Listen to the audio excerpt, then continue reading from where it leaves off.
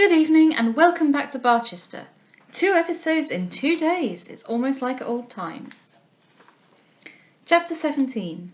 Who shall be cock of the walk? All this time things were going on somewhat uneasily at the palace. The hint or two which Mr. Slope had given was by no means thrown away upon the bishop. He had a feeling that if he ever meant to oppose the now almost unendurable despotism of his wife, he must lose no further time in doing so. That if he ever meant to be himself master in his own diocese, let alone his own house, he should begin at once. It would have been easier to have done so from the day of his consecration than now, but easier now than when Mrs. Proudie should have succeeded in thoroughly mastering the diocesan details. Then the proffered assistance of Mr. Slope was a great thing for him, a most unexpected and invaluable aid. Hitherto he had looked on the two as allied forces, and had considered that as allies they were impregnable. He had begun to believe that his only chance of escape would be by the advancement of Mr. Slope to some distant and rich preferment. But now it seemed that one of his enemies, certainly the least potent of them, but nevertheless one very important, was willing to desert his own camp. Assisted by Mr. Slope, what might he not do? He walked up and down his little study, almost thinking that the time might come when he would be able to appropriate to his own use the big room upstairs, in which his predecessor had always sat. As he revolved these things in his mind, a note was brought to him from Archdeacon Grantley, in which that divine begged his lordship to do him the honour of seeing him on the morrow, would his lordship have the kindness to name an hour. Dr. Grantley's proposed visit would have reference to the reappointment of Mr. Harding to the wardenship of Barchester Hospital. The bishop, having read his note, was informed that the archdeacon's servant was waiting for an answer. Here at once a great opportunity offered itself to the bishop, of acting on his own responsibility. He bethought himself, however, of his new ally, and rang the bell for Mr. Slope. It turned out that Mr. Slope was not in the house, and then, greatly daring, the bishop, with his own unassisted spirit, wrote a note to the archdeacon saying that he would see him, and naming an hour for doing so. Having watched from his study window that the messenger got safely off from the premises with this dispatch, he began to turn over in his mind what step he would next take. Tomorrow he would have to declare to the archdeacon either that Mr. Harding should have the appointment, or that he should not have it. The bishop felt that he could not honestly throw over the Quiverfuls without informing Mrs. Proudie, and he resolved at last to brave the lioness in her den, and tell her the circumstances were such that it behoved him to reappoint Mr. Harding.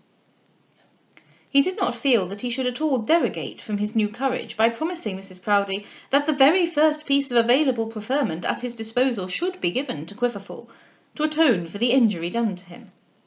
If he could mollify the lioness with such a sop, how happy would he think his first efforts to have been? Not without many misgivings did he find himself in Mrs. Proudie's boudoir.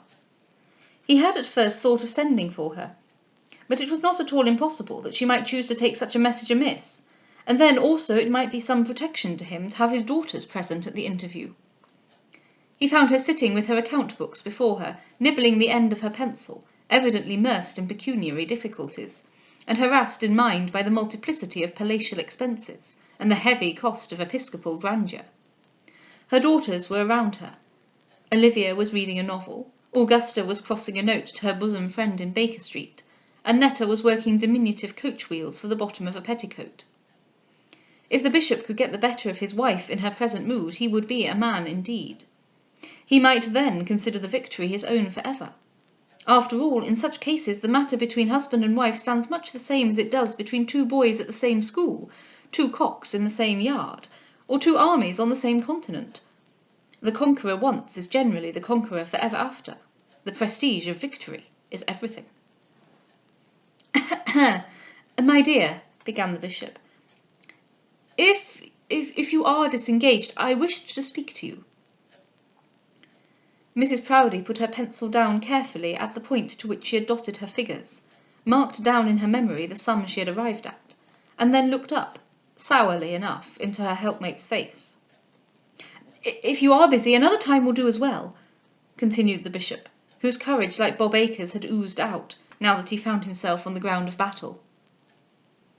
"What is it about, Bishop?" asked the lady. "Well, it was about those quiverfuls, but I see you are engaged. Another time will do as well for me." "What about the quiverfuls?" "It is quite understood, I believe, that they are to come to the hospital. There is to be no doubt about that, is there?"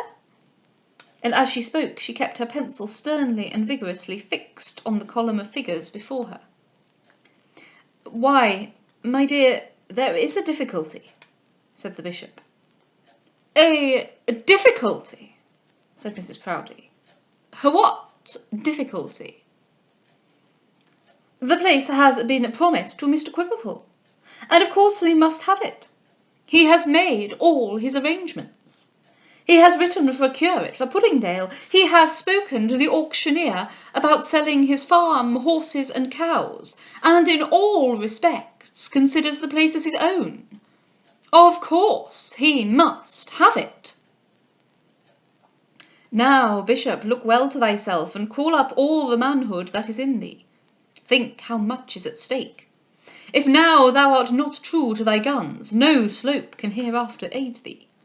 How can he who deserts his own colours at the first smell of gunpowder expect faith in any ally?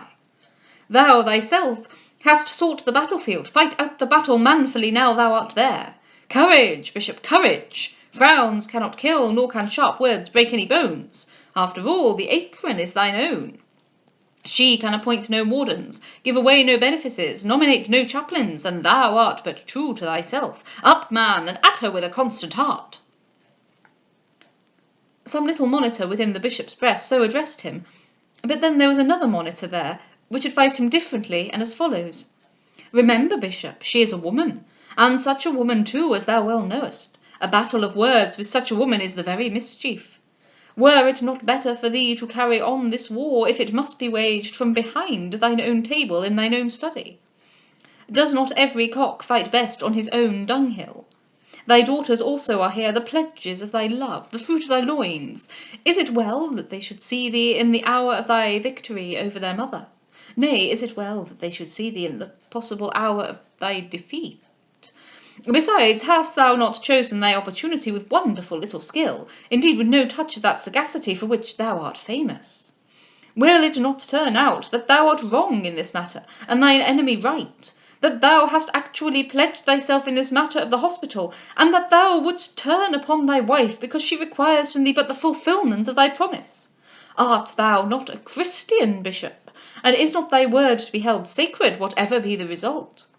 Return, Bishop, to thy sanctum on the lower floor, and postpone thy combative propensities for some occasion in which at least thou mayest fight the battle against odds less tremendously against thee." All this passed within the bishop's bosom, while Mrs. Proudie still sat with her fixed pencil and the figures of her son still enduring on the tablets of her memory. £4 17s. 7d, she said to herself.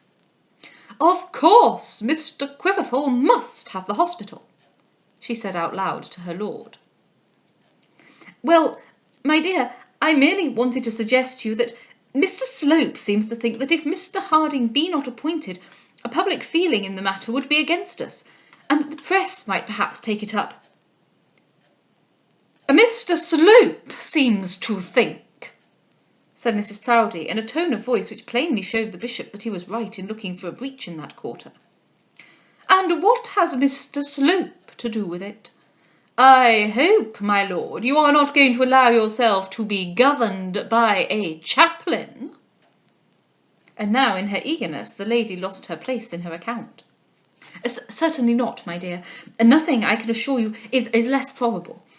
But still, Mr. Slope may be useful in finding how the wind blows, and I really thought that if we could give something else as good to the Quiverfuls—" "Nonsense!" said Mrs. Proudie.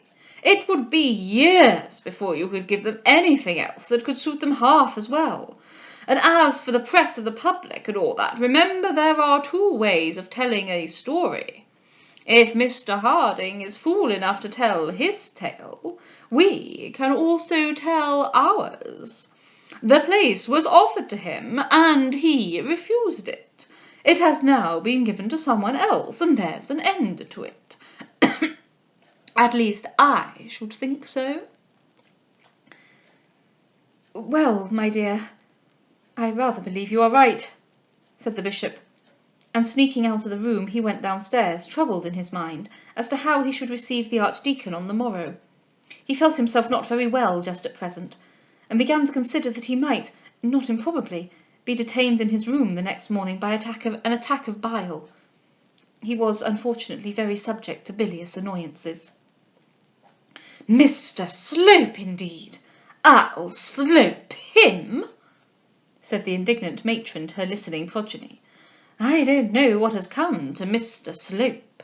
I believe he thinks he is to be Bishop of Barchester himself, because I've taken him by the hand, and got your father to make him his domestic chaplain." "He was always full of impudence," said Olivia. "I told you so before once, mamma." Olivia, however, had not thought him too impudent, when once before he had proposed to make her Mrs. Slope. "Well, Olivia, I always thought you liked him," said Augusta, who at that moment had some grudge against her sister. "I always disliked the man, because I think him thoroughly vulgar." "There you're wrong," said Mrs. Proudie. "He is not vulgar at all, and what is more, he is a soul-stirring, eloquent preacher. But he must be taught to know his place if he is to remain in this house." "He has the horridest eyes I ever saw in a man's head," said Netta, "and I tell you what, he's terribly greedy. Did you see all the currant pie he ate yesterday?" When Mr. Slope got home, he soon learnt from the bishop, as much from his manner as his words, that Mrs. Proudie's behests in the matter of the hospital were to be obeyed. Dr. Proudie let fall something as to "this occasion only," and keeping all affairs about patronage exclusively in his own hands. But he was quite decided about Mr. Harding, and as Mr. Slope did not wish to have both the prelate and the prelatess against him, he did not at present see that he could do anything but yield. He merely remarked that he would of course carry out the bishop's views, and that he was quite sure that if the bishop trusted to his own judgment, things in the diocese would certainly be well ordered. Mr. Slope knew that if you hit a nail on the head often enough, it will penetrate at last. He was sitting alone in his room on the same evening when a light knock was made on his door, and before he could answer it the door was opened and his patroness appeared. He was all smiles in a moment, but so was not she also. She took, however, the chair that was offered her, and thus began her expostulation. "Mr. Slope, I did not at all approve your conduct the other night with that Italian woman. Anyone would have thought that you were her lover." "Good gracious, my dear madam," said Mr. Slope with a look of horror. "Why, she is a married woman." "That's more than I know," said Mrs. Proudie. "However, she chooses to pass for such, but married or not married, such attention as you paid to her was improper. I cannot believe that you would wish to give offence in my drawing-room, Mr. Slope, but I owe it to myself and my daughters to tell you that I disapprove your conduct." Mr. Slope opened wide his huge protruding eyes, and stared out of them with a look of well-feigned surprise. "Why, Mrs. Proudie," said he, "I did but fetch her something to eat when she said she was hungry." "And you have called on her since?" continued she, looking at the culprit with the stern look of a detective policeman in the act of declaring himself. Mr. Slope turned over in his mind whether it would be well for him to tell this termagant at once that he should call on whom he liked and do what he liked, but he remembered that his footing in Barchester was not yet sufficiently firm, and that it would be better for him to pacify her. "I certainly called since at Dr. Stanhope's house, and certainly saw Madame Neroni." "Yes, and you saw her alone," said the episcopal Argus. "Undoubtedly I did," said Mr. Slope, "but that was because nobody else happened to be in the room. Surely it was no fault of mine if the rest of the family were out." "Perhaps not. But I assure you, Mr. Slope, you will fall greatly in my estimation if I find that you allow yourself to be caught by the lures of that woman. I know women better than you do, Mr. Slope, and you may believe me that signora, as she calls herself, is not a fitting companion for a strict evangelical unmarried young clergyman." How Mr. Slope would have liked to laugh at her had he dared, but he did not dare, so he merely said, "I can assure you, Mrs. Proudie, the lady in question is nothing to me." "Well, I hope not, Mr. Slope, but I have considered it my duty to give you this caution. And now there is another thing I feel myself called on to speak about. It is your conduct to the bishop, Mr. Slope." "My conduct to the bishop?"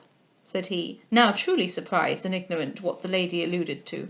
"Yes, Mr. Slope, your conduct to the bishop. It is by no means what I would wish to see it." "Has the bishop said anything, Mrs. Proudie?" "No, the bishop has said nothing. He probably thinks that any remarks on the matter will come better from me, who first introduced you to his lordship's notice. The fact is, Mr. Slope, you are a little inclined to take too much upon yourself." An angry spot showed itself on Mr. Slope's cheeks, and it was with difficulty that he controlled himself. But he did do so, and sat quite silent while the lady went on. "It is the fault of many young men in your position, and therefore the bishop is not inclined at present to resent it. You will, no doubt, soon learn what is required from you, and what is not. If you will take my advice, however, you will be careful not to obtrude advice upon the bishop in any matter touching patronage.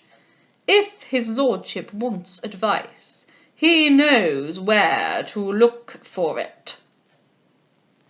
And then, having added to her counsel a string of platitudes as to what was desirable and what was not desirable in the conduct of a strictly evangelical unmarried young clergyman, Mrs. Proudie retreated, leaving the chaplain to his thoughts.